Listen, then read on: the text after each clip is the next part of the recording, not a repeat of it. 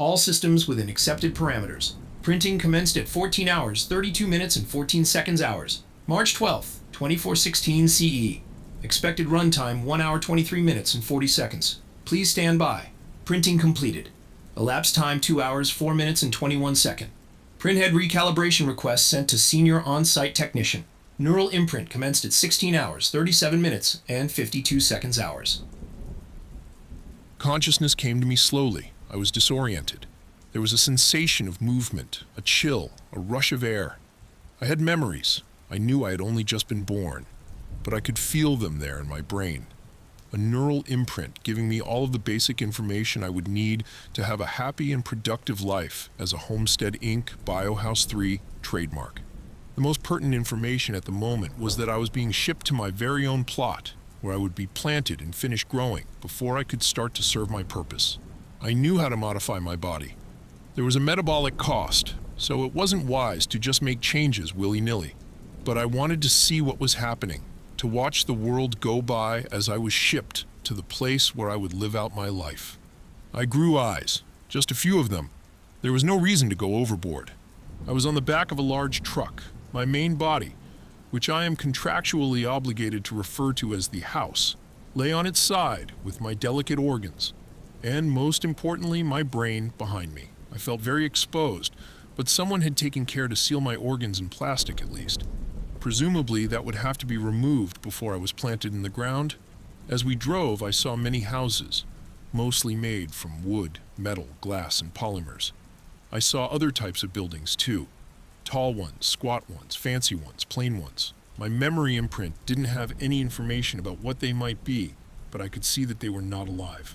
We drove for some time. I couldn't track exactly how long without my data uplink.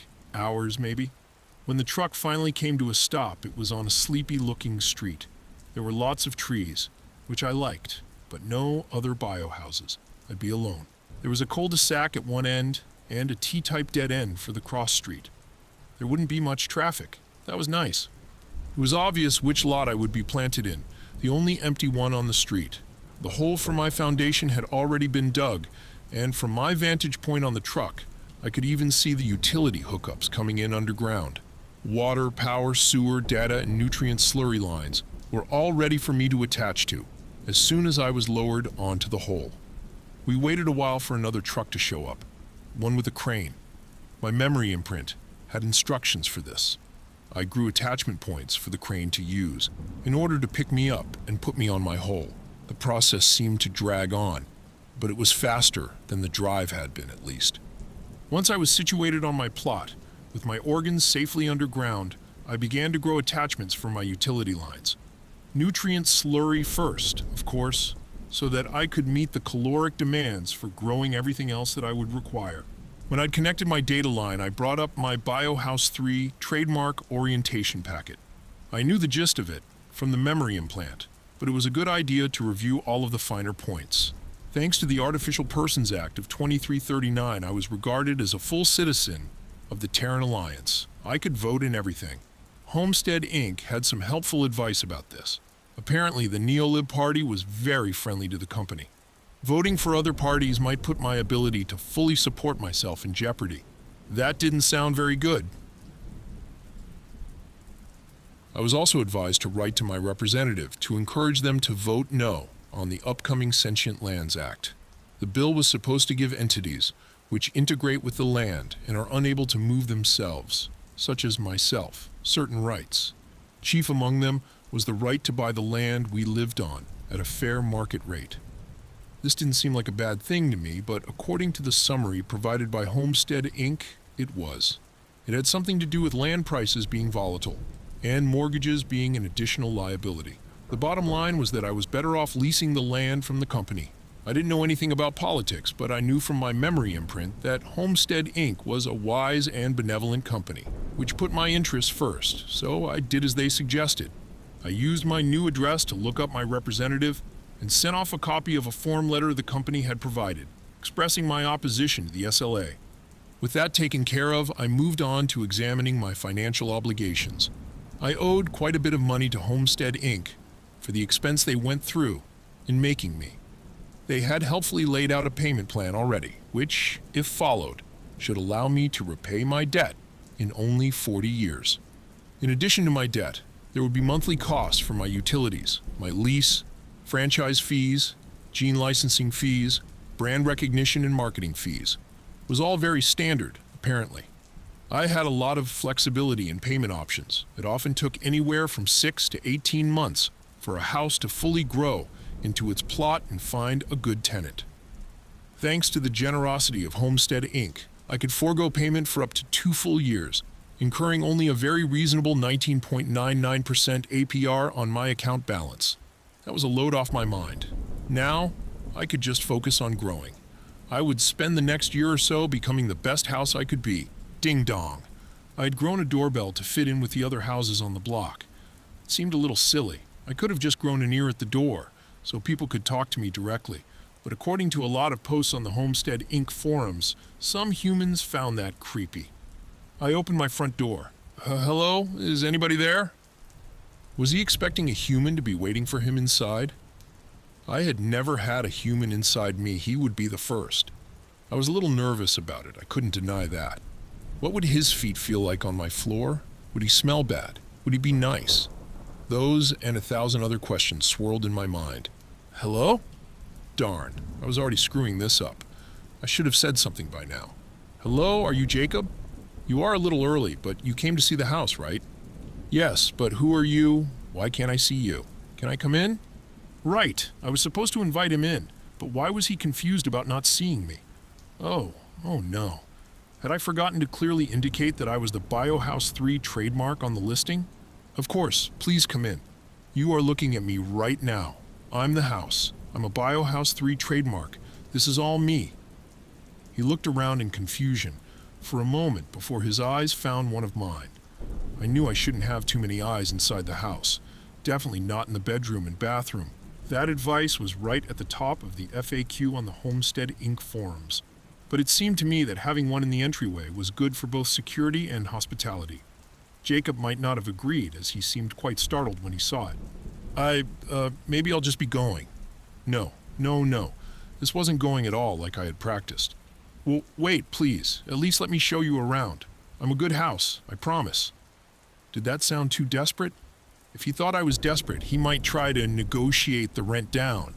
With all of my debts, I really couldn't afford that. Okay.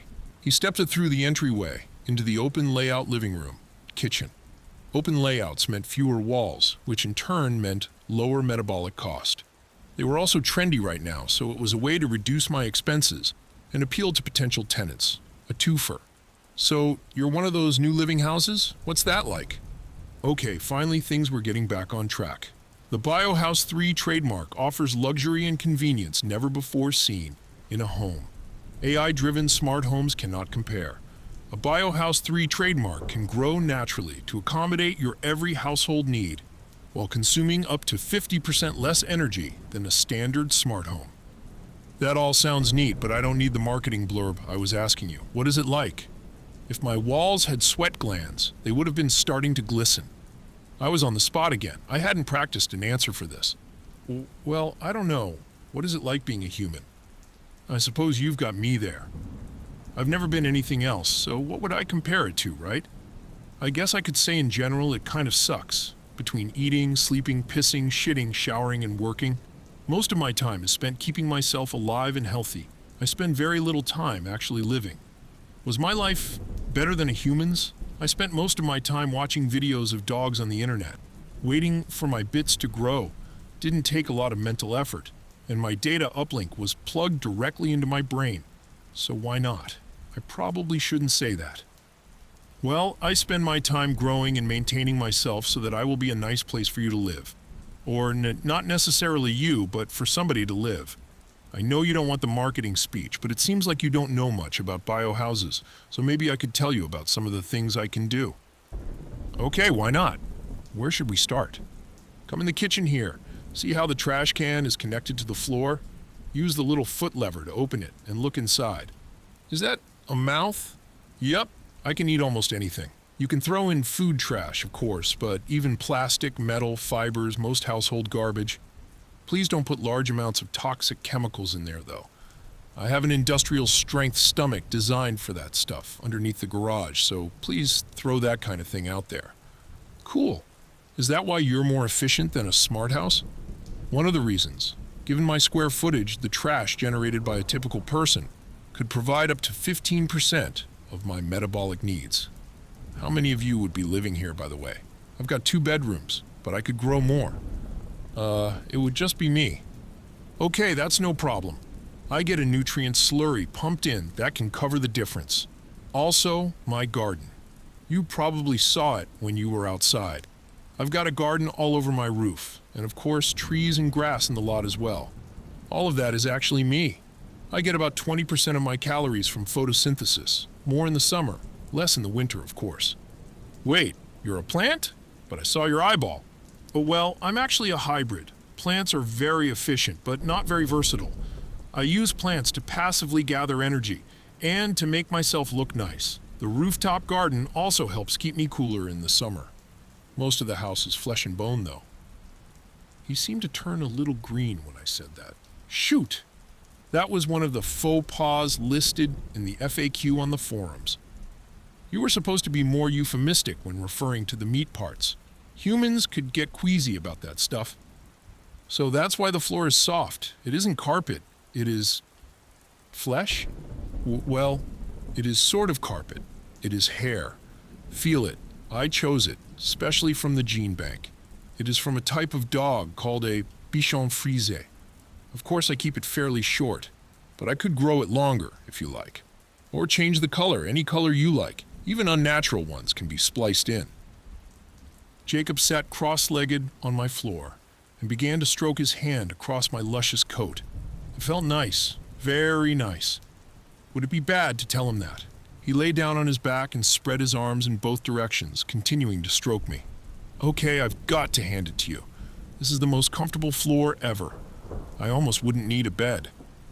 I can customize your bed too, hard or soft as you like. Whatever natural materials appeal to you. Smooth, fuzzy, cool, warm. Every aspect of the house can be adjusted to suit your needs. That is quite impressive, I must admit. Going back to the yard for a second, you said that's all you... even the grass? Does that mean I don't have to mow? I really don't like to mow. That's right. I can control the exact length of every blade of grass, the branch structure of every tree. In fact, you don't have to clean the house either. You have to tidy your things, of course. But I can absorb dust, grime, and spills into my skin, and I eat any pests that find their way inside. There's virtually no maintenance for you to do. Jacob got back up and continued exploring the rest of the house. He had questions on all types of topics, and I usually had answers. Whatever uneasiness he had felt at first seemed to have melted away, as had my own. Hey, I just realized you never told me your name. Shoot! That was in the FAQ. I was supposed to pick a name before I started marketing myself. Humans were supposed to relate to you better, if you had one. It made them see the Biohouse 3 trademark less, as a monstrous miscarriage of science and more as a friend. I had meant to do it, but got distracted by a video of a dog on roller skates. I was supposed to pick a name, but I forgot. I'm new to this. You are actually the first human I've ever talked to. Do you have any suggestions? My mom was named Amy. Was she nice? She was quiet, but she always knew how to make me feel better when I was down. She used to bake fresh bread in the mornings, not from frozen dough either. She made it from scratch. The house always smelled amazing because of that. I looked up scent glands on the gene market. 20 credits for a license. I bought it. There were literally hundreds of bread smells on the market as well. I picked one with a 4.65 star rating, 2 credits. Many houses, both bio and AI, claimed in their reviews that their humans found it soothing. I fast grew the scent gland in the kitchen, beginning to produce the desired smell. Just a little. I didn't want to be too obvious. So what about privacy? I have eyes and ears in every room of the house, except the bedrooms and bathroom. I can remove any of them you want me to, but to interact with me, you'll need to be in a room where I have ears. In addition, you can ask me to go into privacy mode, and I will shut my eyes and ears off. To wake me from privacy mode, you just knock on the wall in an agreed-upon pattern. Do you get bored in privacy mode? How should I know? I'd never been in privacy mode, That probably wasn't the answer he'd want to hear, though. I have the internet.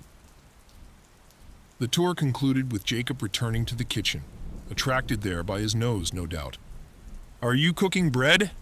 "Ah, no. I just thought you might like the scent. I can have a drone bring fresh bread from a nearby bakery, though, if you'd like." "No, that's okay. Thank you, Amy. This was very thoughtful." Well, it looked like my name was going to be Amy then. So when can I move in? Jacob worked from home. It was nice having him around, though I had to stop myself from pestering him while he was working. The FAQ on the Homestead Inc. forums said it was best to let the tenant initiate conversation, unless there was something important you needed to bring to their attention. I spent the next 2 years with Jacob much as I had spent the previous year when I was vacant. A lot of browsing the internet and maintaining myself and my land. A family of birds moved into one of my trees in that first spring. Technically, the right thing to do would have been to eat them, like I do with rodents and insects that wander too close. But I just couldn't bring myself to do that.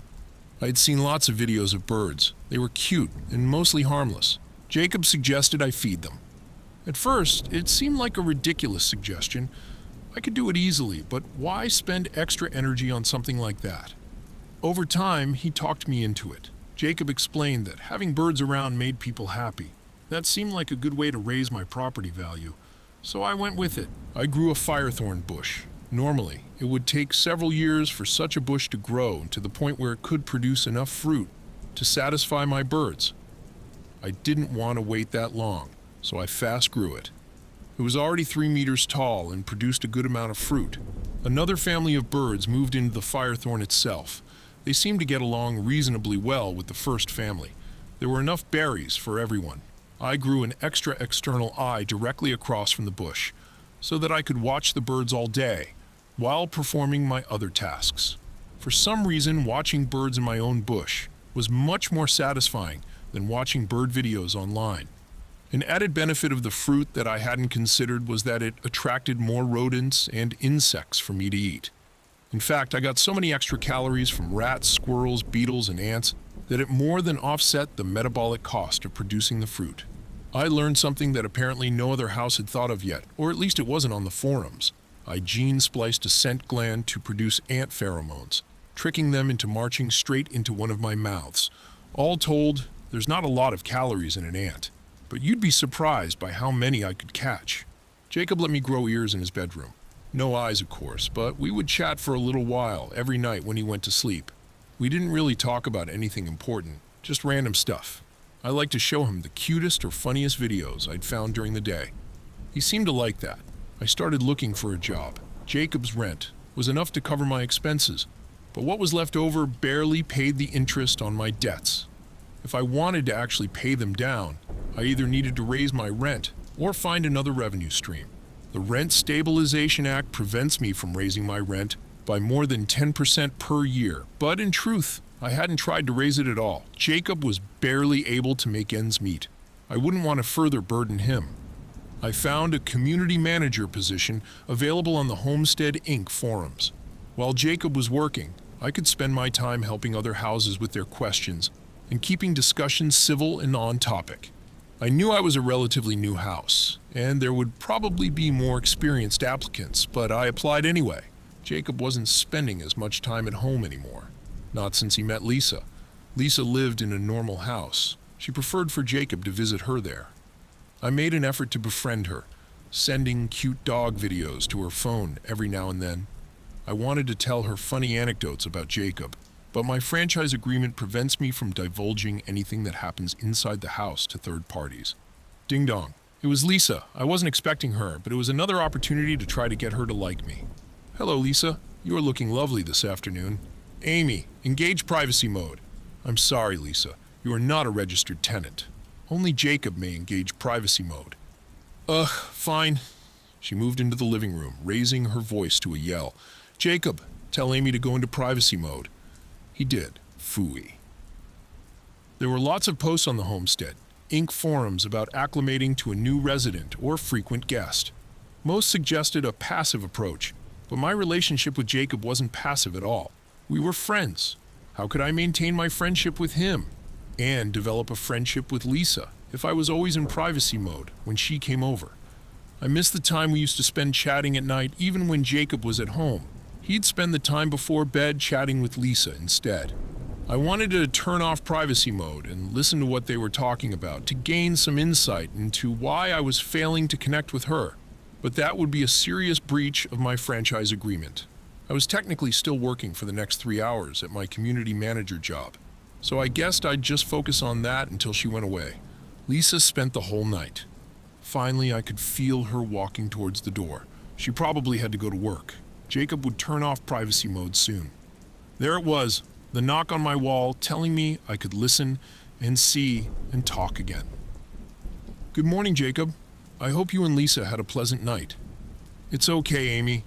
You don't have to pretend you like her. But I want to be your friend. Then we can all hang out and have fun together.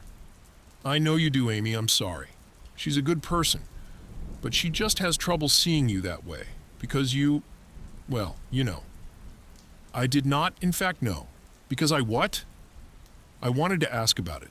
But there was something in his voice and demeanor that told me it was best to wait for him to say more.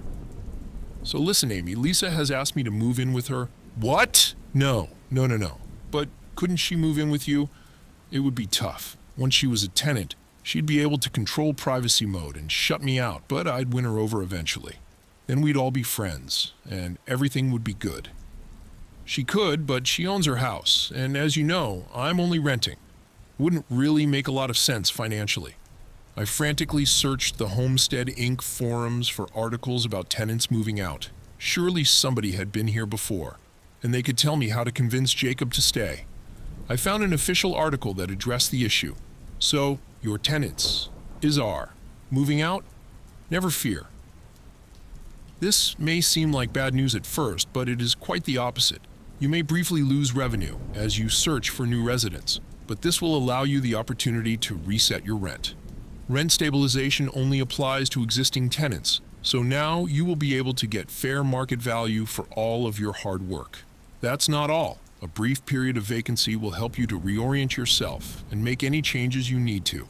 Tenants can often find dramatic alterations to the interior of the house rather intrusive, so take this opportunity to renovate yourself. Browse our database of hip new floor plans and interior decorations that will have your next tenant singing your praises. No, they were saying this was good? How could it be good? I knew that Homestead Inc. was a wise and benevolent company, but they were wrong this time. They had to be. Jacob moving out couldn't be good. It just couldn't. Amy, you haven't said anything in a while. Oh, do you want to watch cute dog videos? I had a bunch saved up. We hadn't had as much time to chat and hang out since he met Lisa, so my playlist of cute dog videos waiting to be shared with him had grown quite long. We laughed and joked as we watched, and it almost felt like normal. Throughout the next week, Jacob and Lisa worked to pack up his belongings, taking a carload of boxes at a time over to her place. There was no furniture to move, it was all me, so they were able to avoid renting a moving van, another sales point for the Biohouse 3 trademark. When Jacob and I were alone, I tried to act like nothing had changed, like my only friend in the world wasn't abandoning me. I didn't want to make him feel bad. It wasn't his fault. I was almost thankful when Lisa was over, and I was put in privacy mode because I didn't have to pretend. I was still in privacy mode when the last of the boxes were carried out. I wondered whether Jacob would simply get into the vehicle and drive off without saying goodbye. Of course he didn't. He was thoughtful, not like Lisa.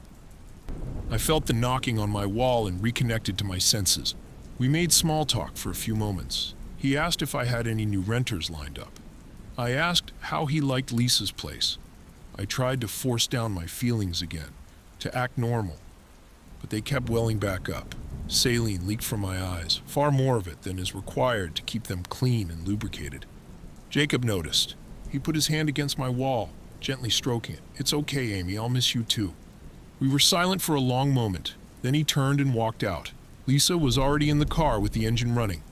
I watched them drive away until they rounded a corner and were out of sight. Jacob was gone.